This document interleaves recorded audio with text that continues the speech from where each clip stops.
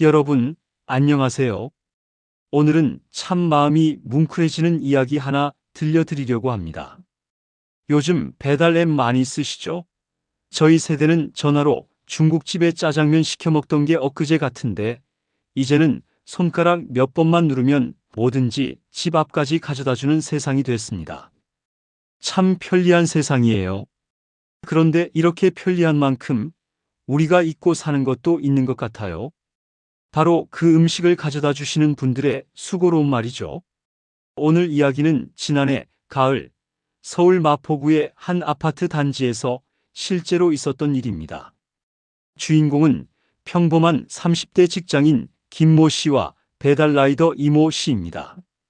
이 두 사람 사이에 있었던 일이 온라인 커뮤니티에 알려지면서 수많은 사람들에게 큰 울림을 줬습니다. 도대체 무슨 일이 있었던 걸까요? 그날은 가을비가 억수같이 쏟아지는 날이었습니다. 요즘 가을비가 예전 같지 않죠? 옛날엔 가을비 하면 보슬보슬 내리는 이슬비를 생각했는데 요새는 여름 장마 못지않게 거세게 쏟아지는 날이 많아요. 그날도 그랬습니다. 저녁 7시쯤 퇴근한 김 씨는 집에서 아이와 함께 저녁을 먹으려고 배달 앱으로 치킨을 주문했습니다. 평소 같으면 30분이면 도착할 음식이었어요. 그런데 시간이 지나도 배달이 오질 않았습니다. 40분, 50분, 1시간이 지나도록 음식은 오지 않았고 앱에는 계속 배달 중이라고만 떠 있었어요. 김 씨는 점점 화가 치밀기 시작했습니다. 배가 고픈 아이는 보채기 시작했고 자기도 퇴근하고 피곤한데 이렇게 기다려야 하나 싶었던 거죠. 여러분도 비슷한 경험 있으시죠? 배고픈데 음식이 안 오면 정말 짜증이 나잖아요. 드디어 1시간 20분이 지나서 초인종이 울렸습니다. 김 씨는 화가 머리끝까지 난 상태로 현관문을 열었어요. 그리고 비에 흠뻑 젖은 배달라이더 이 씨를 보자마자 욕부터 쏟아내기 시작했습니다. 뭐하러 이렇게 늦게 왔냐? 음식값 내라고 했냐? 장사를 이따위로 하냐? 정말 듣기 민망할 정도의 말들을 쏟아냈다고 해요. 이 씨는 고개를 숙인 채 죄송하다는 말만 반복했습니다. 사실 그날 이 씨는 평소보다 2배가 넘는 배달 건수를 소화하고 있었어요. 비 오는 날이면 배달 주문이 폭주하잖아요.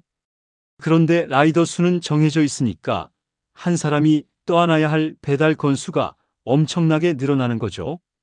게다가 빗길은 위험해서 오토바이 속도도 낼 수가 없어요. 미끄러지기라도 하면 큰일 나니까요. 이 씨는 그날 이미 3번이나 넘어질 뻔했다고 합니다. 한 번은 갑자기 끼어든 차 때문에 급브레이크를 밟다가 미끄러져서 한쪽 무릎을 찍기도 했어요. 하지만 배달은 계속해야 했죠. 음식을 기다리는 사람들이 있으니까요.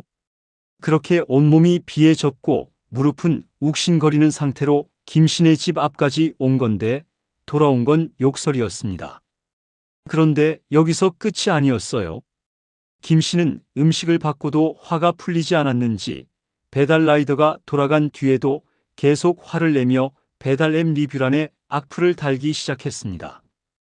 별점 1점을 주고 이 배달원은 정말 불친절하고 너무 늦게 왔다. 다시는 이런 사람한테 배달시키고 싶지 않다는 내용의 리뷰를 남겼죠.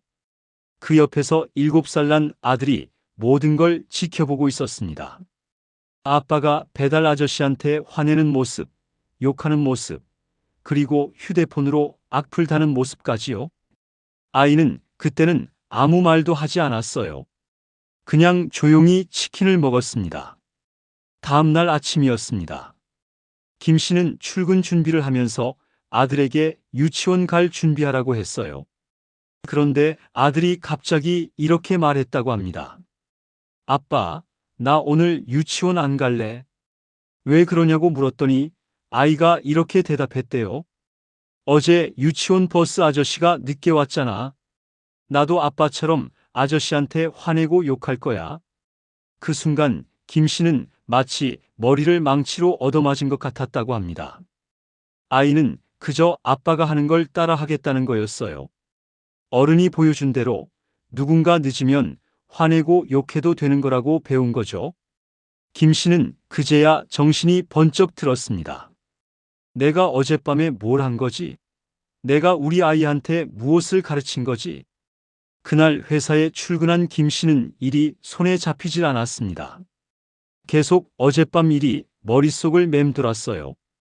비에 젖은 채 고개 숙이고 죄송하다고 말하던 배달 라이더의 모습, 그리고 그 모습을 보고 자기도 그렇게 하겠다는 아이의 말. 김 씨는 점심시간에 혼자 조용한 곳에 가서 한참을 생각했다고 합니다. 그리고 깨달았어요. 배달이 늦은 건 그 라이더 개인의 잘못이 아니었다는 걸요. 비 오는 날 모두가 집에서 편하게 배달 음식을 시켜 먹으려고 하니까 주문이 폭주한 거고, 그 많은 주문을 소수의 라이더들이 나눠서 배달해야 했던 거예요. 게다가 빗길은 위험하니까 천천히 올 수밖에 없었던 거고요. 그 사람도 누군가의 아빠일 수 있고 누군가의 아들일 수 있는데, 자기는 그저 배가 고프다는 이유만으로 한 사람을 함부로 대했던 겁니다. 오후가 되자 김 씨는 결심했습니다. 사과해야겠다고요. 하지만 어떻게 사과해야 할지 막막했어요. 배달 앱에는 라이더의 연락처가 남아있지 않았거든요.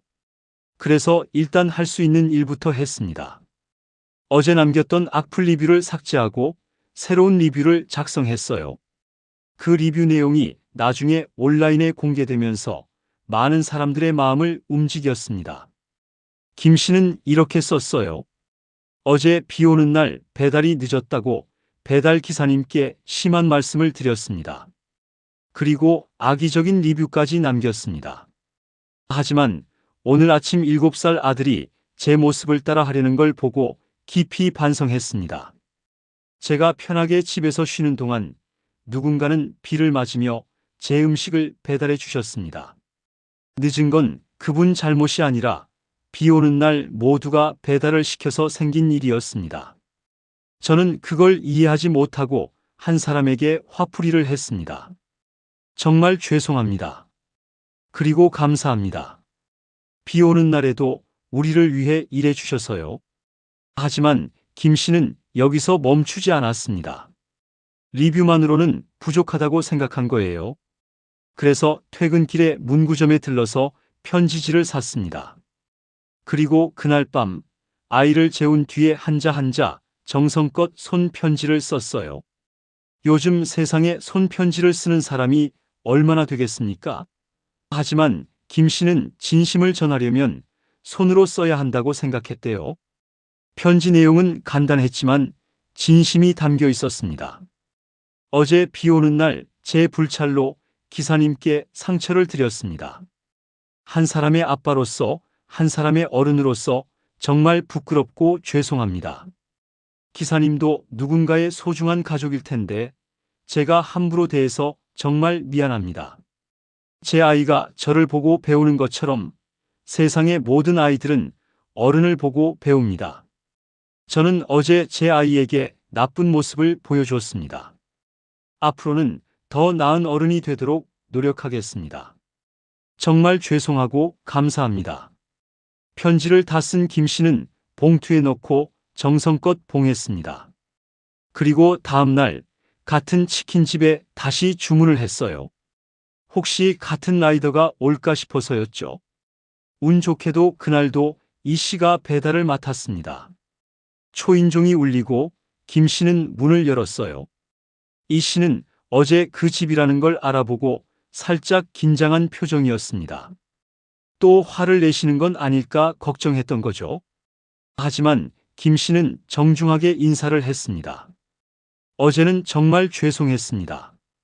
그리고 음식을 받으며 준비했던 봉투를 건넸어요. 이 씨는 무슨 일인가 싶어 당황했지만 김 씨가 꼭 읽어달라고 부탁했습니다. 집으로 돌아간 이 씨는 배달을 마친 뒤 봉투를 열어봤습니다. 그리고 편지를 읽으며 눈물이 났다고 해요. 배달 일을 한 지 3년이 넘었지만 이런 편지를 받은 건 처음이었습니다. 보통은 욕을 먹거나 잘해봤자 무관심하게 음식만 받아가는데 이렇게 진심 어린 사과를 받다니요. 이 씨도 사실 그날 밤 집에 돌아가서 많이 속상했다고 합니다. 자기도 누군가의 남편이고 두 아이의 아빠예요. 비 오는 날 온몸이 젖어가면서도 열심히 일했는데 돌아오는 건 욕뿐이었으니 얼마나 마음이 아팠겠어요. 집에 와서도 아내한테 말도 못하고 혼자 속으로 사겼다고 합니다. 그런데 이렇게 편지를 받으니까 그동안 쌓였던 서러움이 한꺼번에 풀리는 느낌이었대요. 세상에는 여전히 따뜻한 사람들이 있구나.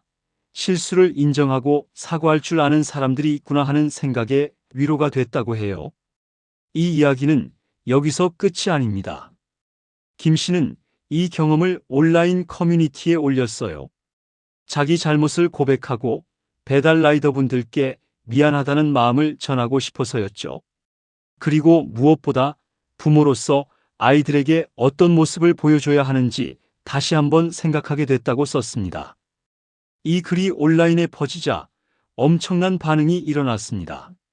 수천 개의 댓글이 달렸고 많은 사람들이 자기 경험을 나누기 시작했어요. 어떤 분은 자기도 비슷한 실수를 했었다고 이 글을 보고 반성하게 됐다고 했고요.